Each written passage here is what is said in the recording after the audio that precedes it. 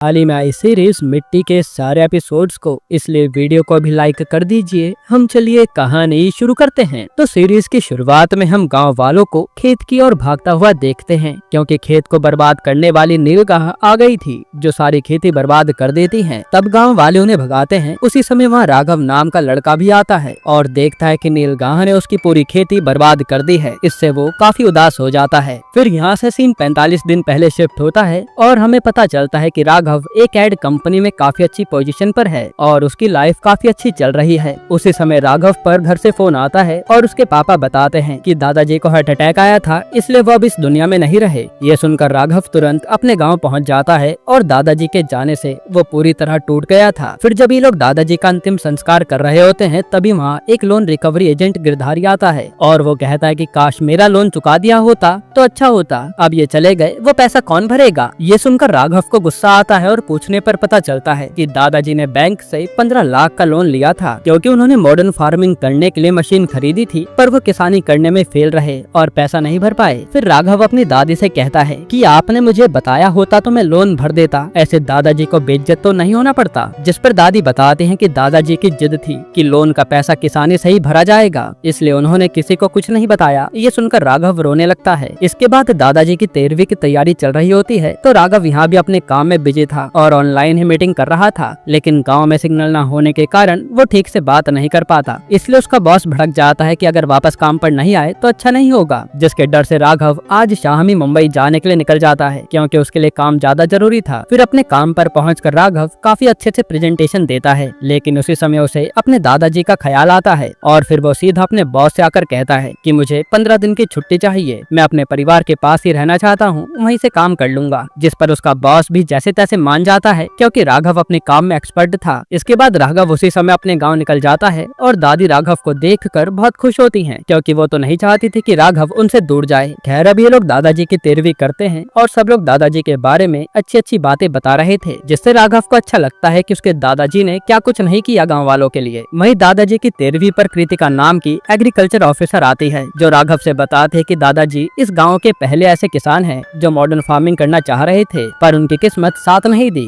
इसके बाद कृतिका यहाँ से सीधा गांव के फार्मिंग स्कूल जाती है और वहाँ का मुआयना करने लगती है। तब पता चलता है कि यहाँ तो किसानी सिखाने की जगह लोग टाइम पास कर रहे हैं। असल में गांव का कोई भी किसान मॉडर्न फार्मिंग सीखना ही नहीं चाहता था, इसलिए कृतिका वहाँ काम कर रहे आदमी रंजन को खूब सुनाती है और रंजन भी कुछ कह नहीं पाता। इसके बाद राघव आज फिर अपनी दादी से कहता है कि मैं दादाजी का लोन भर देता हूँ, टेंशन खत्म हो जाएगी। लेकिन दादी कहते कि नहीं, जब उन्होंने जिंदा रहते हुए पैसा नहीं लिया तो मैं उनके जाने के बाद पैसा कैसे ले लूँ। जिस पर राघव कुछ कह नहीं पाता। तभी उस पर उसकी गर्लफ्रेंड स्तुति का कॉल आता है, जो राघव से पूछती है कि तुम मुंबई वापस कब आओगे। असल में स्तुति और राघव लिव इन में रहते थे और ये दोनों नए फ्लैट में शिफ्ट होने का सोच रहे थे, जिस पर राघव कहता है कि कुछ ही दिनों में आ जाऊंगा। इसके बाद हम दादाजी के खेत में काम करने वाले दो लड़कों को देखते हैं, माहो और बेजू। वो दोनों राघव से आकर पूछते हैं कि आप बियर पियेंगे, जिस पर राघव भी उनके साथ चल देता है। वहीं हम कृतिका के घर उसकी मम्मी को देखते हैं, जहाँ कृतिका की मम्मी उसे शादी के लिए कह रही थी, लेकिन कृतिका मना कर देती है कि मेरी इसमें कोई दिलचस्पी नहीं है। इधर राघव उन दोनों के साथ मस्त बियर पी रहा होता है और फिर वो पूछता है कि गांव के प्रधान ने हमारे दादा के बारे में क्या कहा था, क्योंकि मैंने उसके बारे में सुना है। तब बेजू बताता है कि पहले दादाजी ही प्रधान थे, लेकिन जब दादाजी मॉडर्न फार्मिंग में फेल हो गए तो उसने गांव वालों को भड़का के प्रधानी छीन ली, जिससे दादाजी को काफी दुख हुआ था। ये सुनकर राघव को बहुत गुस्सा आता है। वहीं बेजू बताता है कि अब तो मैं भी सोच रहा हूँ कि शहर जाकर ड्राइवर बनूंगा। वहीं माहो कहता है कि मैं भी शहर में जाकर इलेक्ट्रिशियन बन जाऊंगा, यहाँ किसानी में कुछ नहीं रखा। इसके बाद अगले दिन राघव अपनी दादी को जैसे तैसे मनाकर दादाजी का लोन भरने बैंक जाता है, तो वहाँ गिरधारी भी खुश हो जाता है कि पैसा रिकवर हो जाएगा। लेकिन जैसे ही राघव पेपर पर साइन करके देता है तो गिरधारी कहता है कि आप समझदार हैं जो खुद पैसे दे रहे हैं, मैंने तो तुम्हारे दादा को भी कहा था कि बच्चों से पैसा लेकर दे दो, लेकिन उन्होंने जिद बना रखी थी कि खेती के पैसों से ही लोन भरूंगा, और देखो इसी चक्कर में दुनिया छोड़ गए। ये सुनकर राघव का दिमाग घूम जाता है और वो सबसे पहले उन पेपर्स और चेक को फाड़ देता है। फिर वो कहता है कि अब से मैं तेरा लोन भी किसानी करके ही चुकाऊंगा, मेरे दादा को बेवकूफ समझने की गलती मत करना। हालांकि तब गिरधारी उसे सीधा थाने में बंद करवा देता है, जिसे आकर राघव के पापा छुड़ाते हैं। फिर जब राघव घर जा रहा होता है तो देखता है कि गिरधारी ने दादाजी का पोस्टर पूरे गांव में लगवा दिया है डिफॉल्टर के तौर पर, जो देख राघव को गुस्सा तो आता है पर वो कुछ कह नहीं पाता। इसके बाद राघव घर आकर अपनी दादी और पापा से कहता है कि अब मैं दादा का लोन ऐसे नहीं चुकाऊंगा, बल्कि मैं दादा की तरह ही किसानी करके उन पैसों से लोन चुकाऊंगा, क्योंकि सब लोग दादा को बेवकूफ समझ रहे हैं, इसलिए मैं लोगों को प्रूफ करके रहूंगा कि मॉडर्न किसानी करके दादा गलत नहीं कर रहे थे।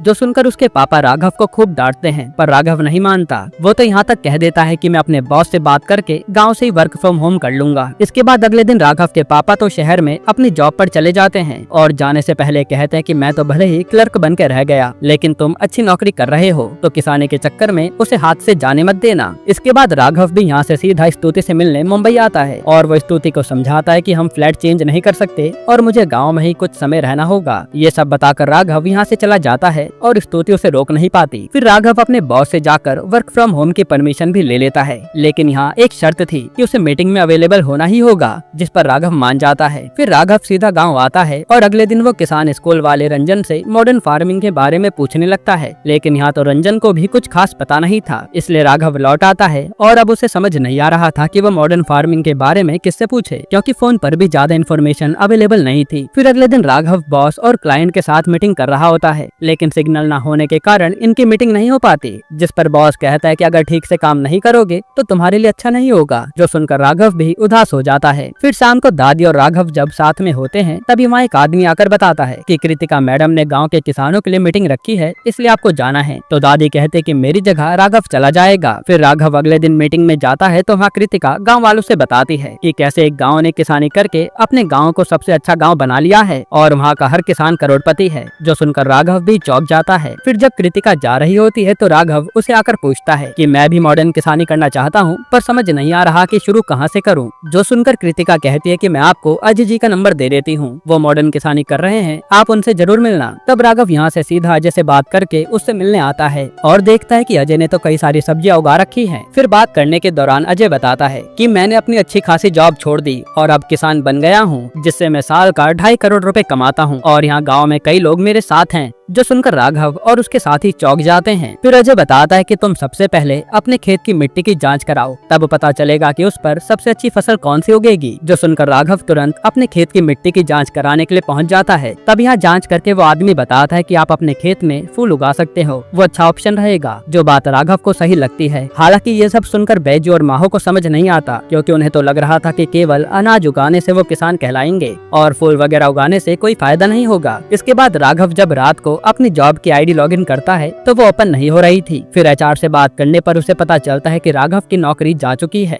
इसलिए वो एचआर पर ही भड़क जाता है कि मैंने उस कंपनी के लिए क्या क्या नहीं किया और इतनी सी बात पर मुझे नौकरी से निकाल दिया। पर एचआर तो बिना कुछ कहे फोन काट देता है। फिर अगले दिन राघव सीधा बैजू और माहो के पास आता है और कहता है कि मैं जानता हूँ कि तुम्हें फ्यूचर की टेंशन है कि अगर खेत में फसल ना हुई तो तुम्हारा क्या होगा, लेकिन अब तो मेरी भी नौकरी चली गई है, इसलिए हम तीनों ही खेत में काम करके कुछ बड़ा कर सकते हैं। इसी तरह से राघव उन्हें मना लेता है फूलों की खेती करने के लिए। इसके बाद ये लोग सबसे पहले खेत में एक मशीन लगाते हैं जो मिट्टी की कंडीशन बताती है। फिर ये लोग गेंदे के फूल उगाने के लिए खेत में काम शुरू कर देते हैं। साथ ही राघव जब फर्टिलाइजर लेने सरकारी दुकान पर आता है तो वहाँ फ्री में मिलने वाली चीज का पैसा मांगा जा रहा था, जिस पर राघव देने से मना करता है, लेकिन दुकानदार नहीं मानता। तभी वहाँ कृतिका रेड मारने आ जाती है और उस दुकान को सीज करवा देती है। असल में कृतिका ईमानदार ऑफिसर थी, जिससे राघव भी इम्प्रेस हो जाता है, इसलिए वो कृतिका को अपने घर पर डिनर के लिए बुलाता है और कृतिका भी मान जाती है। फिर राघव खेत में आकर काफी मेहनत से गेंदे की फूल की खेती करता है और उसे लग रहा था कि अब सब कुछ अच्छा हो जाएगा। जिसके बाद रात को राघव और कृतिका डिनर करते हैं और खूब सारी बातें भी करते हैं। एक तरह से कृतिका भी राघव के साथ कंफर्टेबल हो गई थी और वो बताती कि गाँव में उसे शहर से ज्यादा अच्छा लगता है, क्योंकि यहाँ भागा दौड़ी नहीं है, बस सुकून है। इसके बाद अगले दिन राघव को बाइजू और माहो अपने साथ गाँव के एक गेम खिलाने ले जाते हैं जिसका नाम था लपकी। तब यहाँ राघव थोड़ा ही खेलता है तो उसकी सांसें फूल जाती हैं और यहाँ बैठा प्रधान उसका मजाक बनाता है कि ये शहरी पपलू गांव वालों के सामने कहाँ टिक पाएगा और राघव भी चुपचाप लौट आता है। फिर जब ये लोग ट्यूबवेल में नहा रहे होते हैं तो यहाँ गांव में स्तुति राघव से मिलने आती है, जिसे देखकर राघव बहुत खुश हो जाता है। इसके बाद ये लोग घर पर आकर खाना खाते हैं और फिर स्तुति राघव से कहती है कि हमें खेत में चल के एंजॉय करना चाहिए, जिस पर राघव भी उसे खेत ले जाता है और ये दोनों यहाँ पर इंटीमेट होते हैं। फिर ऐसे ही आज का दिन बीत जाता है और अगले दिन जब राघव स्तुति को बताने वाला था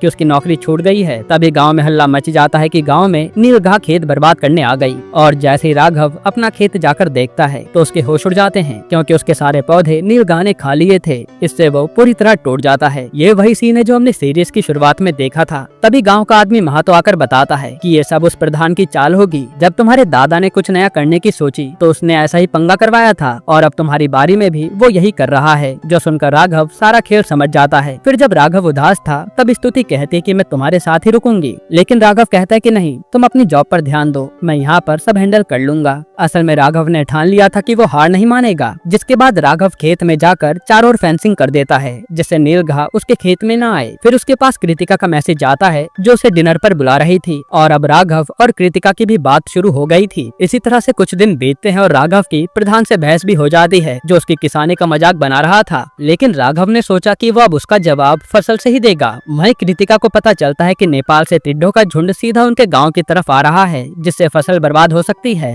ये सुनकर कृतिका टेंशन में आ जाती है और सोचने लगती है कि वो क्या करे। वहीं गांव में एक आदमी आता है जो शहर में अब ड्राइवर बन चुका है, और उससे बाईजू और माहो कहते हैं कि यार किसानी में कुछ नहीं रखा, हमारा भी कुछ जुगाड़ करके शहर में लगवा दो। तो वो आदमी भी मान जाता है। तभी वहाँ अनाउंस होता है कि गांव में टिड्डे आ गए हैं, और जो भी आदमी 1 किलो टिड्डे पकड़ेगा उसे एक बियर की बोतल इनाम में मिलेगी। इस पर सारे गांव वाले टिड्डे पकड़ने लगते हैं, और इस आइडिया से कृतिका ने फसल को खराब होने से बचा लिया था, क्योंकि गांव वाले तो टिड्डे पकड़ने में लगे थे। जहां किसी ने 1 किलो टिड्डे पकड़े थे तो किसी ने 10 किलो, और इसमें बाईजू और माहो ने भी 21 किलो टिड्डे पकड़ लिए थे अपने दिमाग से। तब इन्हें 21 बियर की बोतल मिल जाती है और ये लोग पार्टी करते हैं। फिर अगले दिन राघव कृतिका के घर पर डिनर पर आता है, और हम समझ पाते हैं कि कृतिका कहीं न कहीं राघव को पसंद करने लगी है, और वो उसके जज्बे की तारीफ भी करती है कि वो यहाँ किसानी कर रहा है। फिर जब राघव घर पर होता है तो उसे एचआर का फोन आता है, और वो उसे कंपनी का लैपटॉप वापस मांग रहा था। साथ ही वो कहता है कि तुम अपनी कंपनी से एग्जिट फॉर्मेलिटी पूरी कर लो, वरना हम तुम्हें ब्लैक लिस्ट कर देंगे, जिससे तुम्हें आगे कहीं नौकरी नहीं मिलेगी। ये सुनकर राघव को और गुस्सा आता है, और वो उसे सुनाकर फोन काट देता है। खैर फिर जब राघव को लगने लगता है कि अब फूल आने वाले हैं, तभी एकदम से बारिश शुरू हो जाती है, और ये खेत में जाकर देखते हैं तो पूरी फसल बर्बाद हो गई थी, जहाँ सारे पौधे मिट्टी से निकल चुके थे। ये सब देखकर राघव तो बहुत दुखी हो जाता है, और वो सोच लेता है कि अब उसे ये किसानी नहीं हो पाएगी। इसलिए वो अपना सामान पैक करके मुंबई निकल जाता है, और अपनी दादी को 15 लाख का चेक भी दे देता है कि आप इसी से लोन दे देना, मैं तो हार गया। फिर जब राघव बस स्टैंड जा रहा होता है तो उसे देखकर उसके दादा का दोस्त महातो उसे अपने पास बुलाता है, और बातों बातों में बताता है कि तुम्हारे दादा और मैं काफी अच्छे दोस्त थे। उन्होंने सोचा था कि वो मॉडर्न फार्मिंग करेंगे तो गाँव वालों को भी सिखाएंगे, जिससे सबका भला होगा। लेकिन मॉडर्न फार्मिंग उन्हें समझ ही नहीं आई, और वो अक्सर कहते थे कि अगर मेरे साथ मेरा पोता राघव यहाँ होता